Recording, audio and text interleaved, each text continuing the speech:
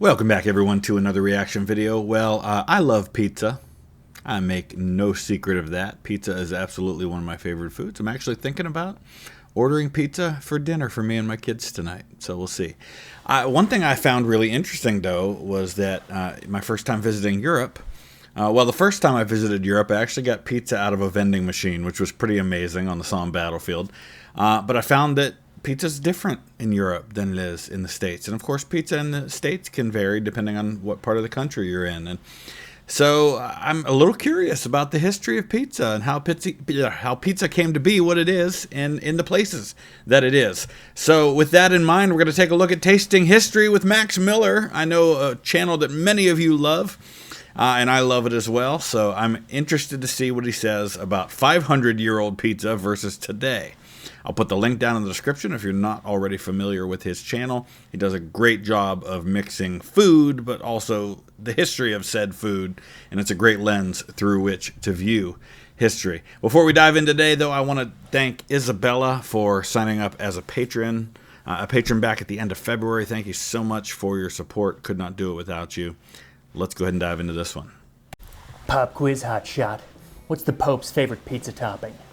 I actually don't know. But in 1570, it might have been rosewater and sugar. So, fun fact, I mean, obviously this was made back when we still had Pope Francis, but the new Pope, Leo XIV, who's American, I just actually watched a news story the other day. He's got a brother who still lives in the States, and his brother visited him at the Vatican and had lunch with him, and they asked what he had for lunch, and they said it was pizza. Pretty awesome. And that's what we're making today. A 16th century Italian pizza served in the papal court, which calls for exactly those ingredients. So thank you to Bright Cellars for sponsoring this video as we slice into the history of pizza, this time on Tasting History. Nice. I like it. To be honest, you know, pizza is one of those things we think of when we're having gaming and we're having parties, and we don't really think about it being a food that famous people of history were eating 500 years ago. So this is kind of awesome. So this recipe comes from the Opera di Bartolomeo Scappi, which I did an entire episode on, and I'll put a link up here in the corner so you can watch it, or I'll put one in the description as well. The entire book is filled with recipes that are quintessentially Italian Renaissance, that kind of mixture of sweet and spice that our palate might just be like, what? And this one is no different. Per fare pizza sfogliata ad un altro modo. Another way to prepare flaky pizza. Flaky pizza. Bring together 3 pounds of fine flour and 2 ounces of yeast starter. 4 ounces of... Can I just stop and comment on the fact that it's awesome that people thought to write this stuff down? Think about the everyday things that we do that to us are so commonplace that we don't really think about, you know, I should probably write this down somewhere. And obviously now we have the internet and everything gets recorded, but 100 years ago, who thought to write down the intricacies of how something was made or how something was done for posterity? Breadcrumb that is soaked in warm water and enough salt. When the dough is made, let it rest, covered in a warm place to rise, as is done with bread. Then knead it again on the table for a half hour, adding in little by little 2 pounds of fresh butter. Knead until all of the butter has been worked into the dough and it has become soft. Split the dough up into 2 or 3 pieces, and with each piece, make the pizza in a torte pan which has fresh butter in it. Bake it in an oven with melted butter on top. Make several holes on top with the tip of a knife so it will not puff up too much. When it is nearly done, sprinkle with sugar and rose water. Sugar and rose water. This pastry should be baked slowly and serve it hot. This is like a dessert pizza. I actually, my first job was at a pizza place, Good and Plenty Pizza in Mineral Ridge, Ohio. I was close enough that I could walk to it from my house. And we made dessert pizzas. We had like an apple pizza, and there were some other flavors too. But it was like apples and cream cheese and stuff, but it was still on a pizza, you know, crust. So does that sound at all like a pizza to you? No, not really. But frankly, the definition of pizza is kind of weird. I mean, look at Chicago-style pizza. It's basically soup. Anyway, for this recipe, what you'll need is 4 cups or 480 grams of bread flour, a 1/4 cup or 60 grams of high-yeast biga. This will need to have a much higher yeast and flour content than your typical sourdough starter, so it might take you a little while to make that or just add in more yeast. If you just want to use dried yeast, I'd use about a teaspoon. 6 tablespoons or 60 grams of breadcrumbs soaked in 1 cup or 120 milliliters of warm water. An additional half cup of water. 2 teaspoons of salt. 1 pound or 400 grams of unsalted butter cut into pieces. So usually during Scappi's time, butter would have a lot of salt in it, more than we'd be used to. But he specifically in this recipe calls for fresh butter.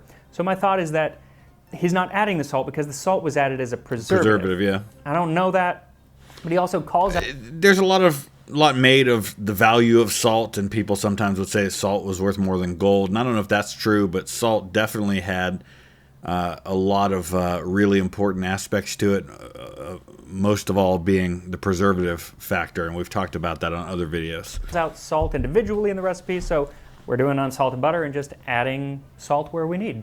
2 tablespoons of melted butter, 1 tablespoon of sugar, and 1 teaspoon of rose water. Now you'll notice that these are not the exact quantities that Scappi called for because he must be making a pizza to feed, well, the entire papal court, which he probably was. Yeah. I cut everything in half, and it's still a lot of dough. So first, whisk the salt into the flour, then add your yeast and soaked breadcrumbs, and then mix everything together. Interesting. Then add in the additional half cup of water, but only as much as you need to make it form a dough. This dough ends up being super, super sticky once you add in all of the butter, so don't add any more water than you need to get it to come together. If you need to add more later on, you can, but it's going to be real sticky. Just imagine the amount of food that was being produced for these royal courts in different places, and the papal court is a royal court, really it is. You go to a place like Hampton Court Palace right outside of London, and you can kind of see the massive kitchens that they had for cooking for huge numbers of people. Then knead the dough for about 10 minutes until the dough starts to smooth out. Then put it in a lightly greased bowl and cover, allowing it to double in size. Now, depending on the yeast, it could take 2 to 4 hours to rise. Mine took about 4, but it was so worth the wait. Plus, it gave me time to pour myself a glass of wine, courtesy of today's sponsor, Bright Cellars. Once the dough is risen, punch it down and turn it out onto a lightly floured surface. Stretch it into a square or rectangle and scatter a few pieces of butter on top, then fold it over to cover the butter. Then knead it until the butter is fully incorporated. Then do this again, and again, and again, until all of the butter... That crust is like half butter at that point. Holy cow. ...is incorporated. Pro tip, use a stand mixer if you got it. Yeah. Also, as you add butter into this dough, it is going to get super, super sticky. And if it becomes too sticky to work with, which it probably will at some point, just add some more flour. 1 or 2 tablespoons at a time, just to keep it, in dough form rather than like liquid butter form. Fattening. Once all the butter is incorporated and the dough is silky smooth, divide it into 3 pieces, then let it rest, preferably in the refrigerator, for about a half an hour. And while you wait, preheat your oven to 350 Fahrenheit or 175 Celsius. Then butter the bottom and the sides of a large pie or cake pan. It's going to work best if you have one of those false bottom cake pans. It's just easier to get out, but you don't need it. What you do want to use is the biggest frickin' pan that you can find, because even halved, which is what I'm doing, this recipe calls for a lot of dough. You can also half what I'm doing, which is a quarter of what Scappi's doing, because, if you don't have a 10-inch cake pan, which is what I used, half it. Once the dough is rested, roll it into discs the diameter of the pan and form the pizza by layering the dough pieces in the pan on top of each other. Then top it all off by brushing on a layer of melted butter. Then, using a knife, poke some holes all over the top to keep it from puffing up too much. Then set the pizza on a lined baking sheet and bake for 1 hour and 15 minutes. Now that is a long bake time, I was gonna say, because it's a lot of frickin' dough. But that gives me time to top off my glass of wine and tell you how we got from this pizza to this pizza. History. Here we go. So when tracking the history of pizza, we really have to figure out where to start, because if your idea of pizza is just some flatbread with stuff on it, then the ancient Greeks, Egyptians, and Indians had pizza. But I don't consider naan with some oil on it pizza. In the 6th century BC... But it is all connected, right? Bread is like the staple of civilization, and so there's only so many different ways you can eat bread that eventually you want to mix it up a little bit. You want to find creative ways to eat bread, and I'm sure that pizza grew out of one of those creative ways to make bread. Persian soldiers under Darius the Great baked flatbread on their shields and put cheese and dates on top. Nice. Closer, but pizza? I mean, they didn't call it pizza, and frankly, if you're going to call that pizza, then you have to call pancakes that have syrup and berries on it pizza, and then where do you draw the line? Is tostada a pizza? No, I don't think so. Well, then when does pizza become a thing? Well, the very first mention of pizza using the word pizza comes from 997 in Gaeta, Really? Italy. Really? It was found in a contract between Bernardo, the son of Duke Marino II, and the Bishop of Gaeta. And basically, if Bernardo wanted to use the bishop's mill, then every year on Christmas Day, you and your heirs must pay us 12 pizze, 12 pizzas. That's an amazing way to get paid. You have to pay me 12 pizzas on Christmas Day. And this makes you wonder, how much further back does it go that we don't have documentation for? And how crazy is it that the first documented instance of the use of the word pizza is this? That's I had no idea that it went back that far. And similarly, 12 pizzas and a couple of chickens All on right. the day Some wings. of Holy Pizza Easter. and wings on the day of Holy Easter of Resurrection. So this is like the Super Bowl party, right? We're having an Easter party with some chicken wings and pizza. Of Resurrection. So even before our papal pizza today, bishops were eating it. Very popular dish amongst the clergy. Now the first recipe for something called pizza comes And I from... think it's important to note here that we're more likely to have written records that involve clergy, because the clergy were a heavily educated class of people. A lot of what we have of written history from this time period comes from monks and other members of the clergy, we would call them. So their class of education by default is going to mean that they're going to be more heavily represented in the writing of the day. It doesn't mean it wasn't just as popular with everybody else who could afford it. In 1524 in the Manoscritto Lucano. And then, some years later, in 1570, we have 5 pizza recipes in Bartolomeo Scapi's opera, which we are making one of today. Scapi is also the first mention of that link between Naples and pizza. To prepare a torte with various ingredients called pizza by Neapolitans. Though some of the ingredients include pine nuts, dates, figs, raisins, and cinnamon, none of which are available at Domino's. So again, it seems like dessert pizza was like the original pizza. Maybe at Papa John's, though. Now, that connection between Naples and pizza is very important because Naples is often credited with being the birthplace of what we know as pizza today. But it was not papal pizza like we are making today. It is poor people pizza. It was a food for the poor, or the lazzarone, as Alexandre Dumas said. And he didn't seem to hold them in high regard. Alexander Dumas, this is the guy who wrote Man in the Iron Mask, Count of Monte Cristo, Three Musketeers, I think, as well. But the pizza that they were eating sounds a lot more like what we would know as pizza today. The lazzarone usually eats 2 things: pizza and watermelon. Nice. Pizza is round in shape and is kneaded from the same dough as bread. It comes in different widths depending on the price. A 2-farthing pizza is enough for a man. A 2-penny should fill a whole family. The pizza is with oil. The pizza is with bacon. The pizza is with lard. The pizza is with cheese. The pizza is with tomatoes. The pizza is with small fish. There you go. Anchovies. The word gross. pizza has lost all meaning at this point in the video. Now, he mentions cheese and tomatoes. Yep. And those, I would think, There you go. are pretty important to pizza today. And for more on the amazing history of tomatoes specifically, you should watch this video up here. I'll put it in the description on the history This is of making tomatoes, me hungry. aka the badass name Wolf Peach. It's a really good video. Now, the Lazzarone mostly ate these pizzas on weekdays as they saved up their money so they could buy macaroni on Sundays, though macaroni did not necessarily look like macaroni as we think of it. And if you still had trouble saving up enough, then you could get a discount pizza if you were fine with day-old pizza, which I usually am. Dumas even... I'm curious to hear your thoughts on day-old pizza. There's like certain foods. First of all, there's certain foods that I just don't really care for leftovers, period. Other foods I think are really good as leftovers, like pasta. I love like pasta that we've put in the fridge and then I pull it back out a day later. Pizza, especially Wedgwood pizza, which is like to me the best pizza we have in the area where I live. That's pizza that I'll leave out for like 6 or 8 hours, and then I'll go back and grab a slice, and I still like it even when it's cold. I don't do that with most foods.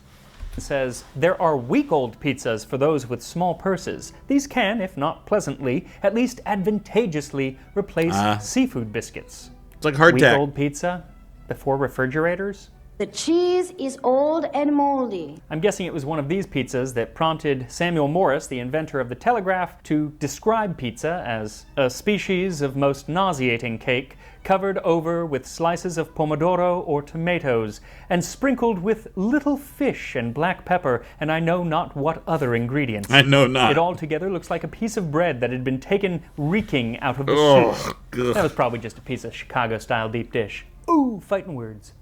Now, in general, the pizza was not looked on with high regard, and Dumas even says... Well, and again, I mean, that just is further evidence of that social class divide between the rich and wealthy and well-to-do and high social status and the lower classes.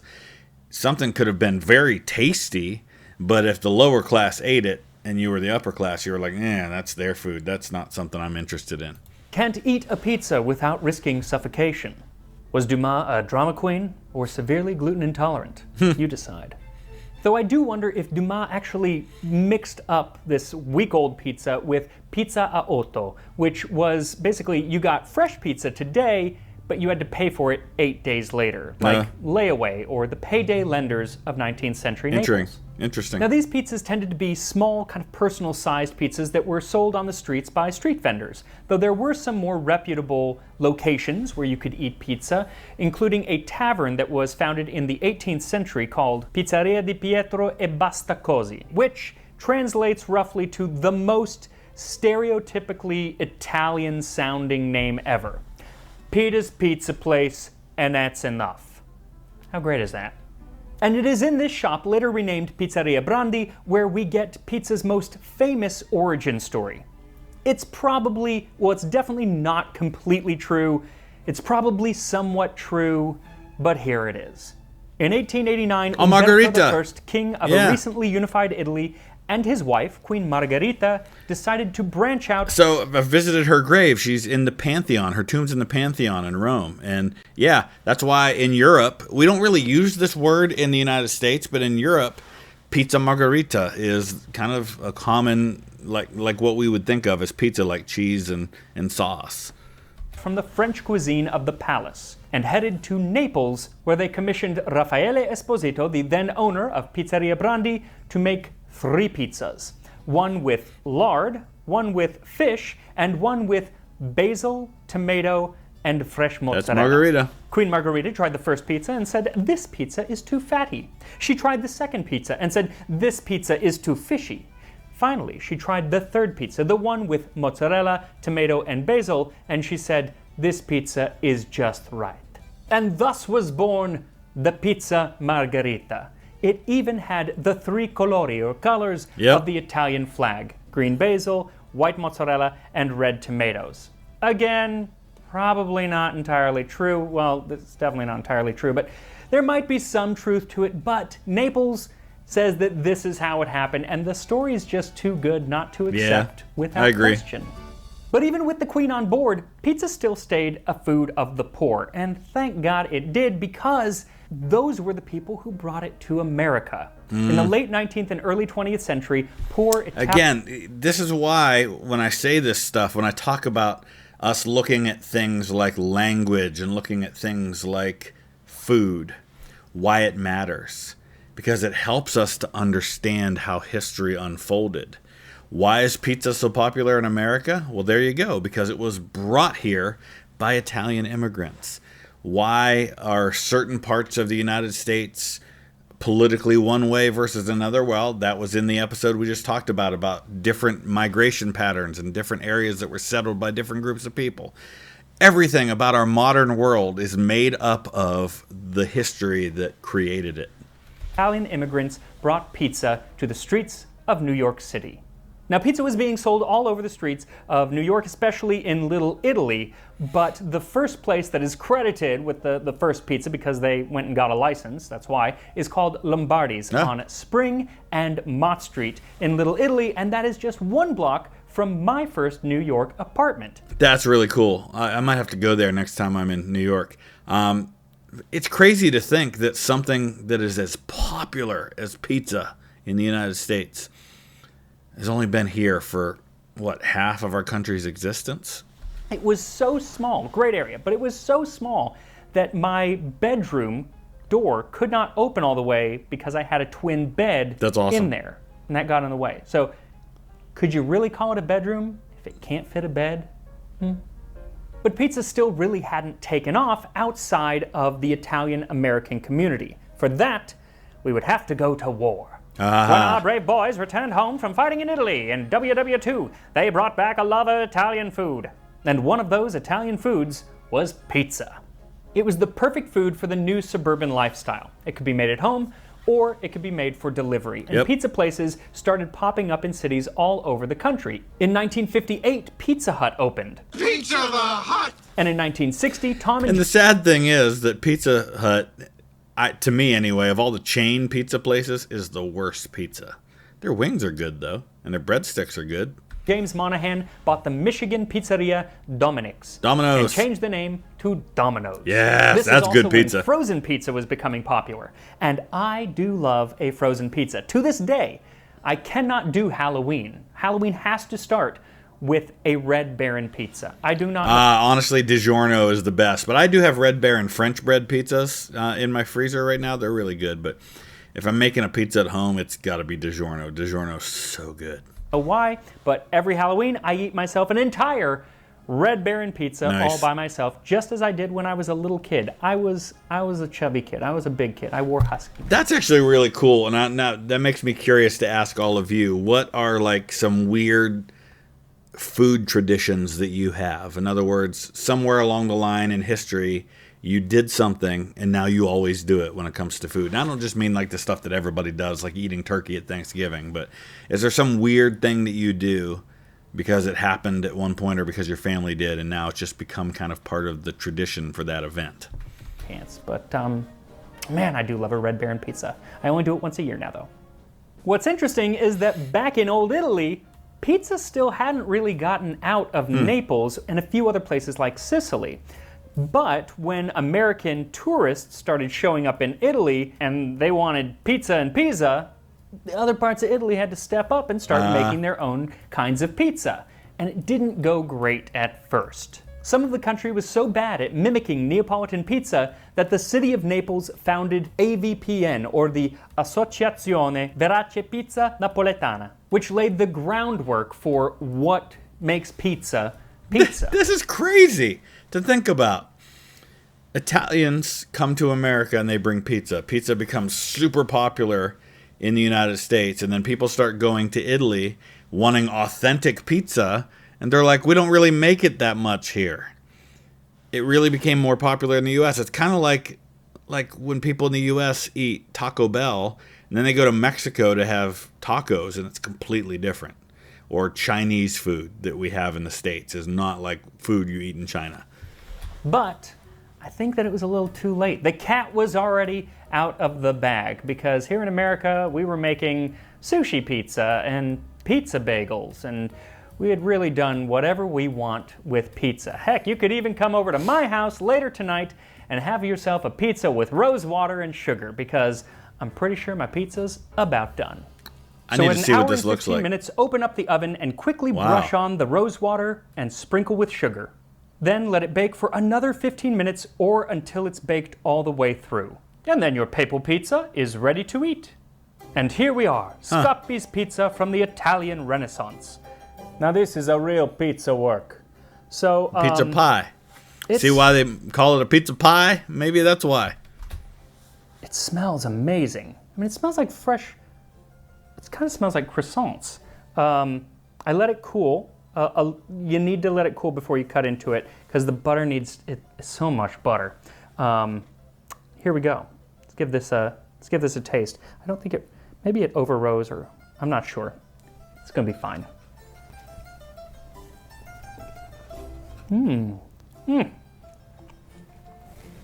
That's delicious. Oh, man. It's not pizza. Now I need to try I mean, this. that's fantastic. The rose is so subtle.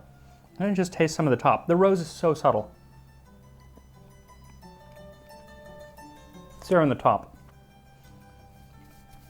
That's wonderful. Oh, Wow. I'm definitely going to have to make this now. I would make it thinner next time. I'd do like a half of my recipe. I really think that that's probably the way to go. This is nice, but oh my God, it's so much bread. You know, we're not going to eat this. But is it pizza? I mean, it's called pizza, but I think it would be like if It's somebody not said, modern pizza, but it was obviously pizza to them. hey, are you a doctor? And I said, yes, I'm a doctor. And then they found out I'm a doctor of, you know, like the oboe performance or something like that. I mean, yeah, I'm a doctor, but I'm not a doctor. By the way, I'm not a doctor of anything, so that's just a story. But this is some really good pizza. Just, you know, don't tell your friends that it's pizza. They'll think you're crazy. Instead, tell them this is pizza, There you go. which is also delicious, and this is what I'm going to have for dinner tonight. I'll see you next time on Tasting History. All right, I really enjoyed that, and I gave you a bunch of instructions and questions during the course of that video, so hopefully you'll use the comment section below and let me know what you think and what your input is on those things that I asked about. I want to thank Chris in Crystal, Minnesota, as well as Brandon in Hales Corners, Wisconsin, for your support on Patreon. Couldn't do it without you. Thanks for watching.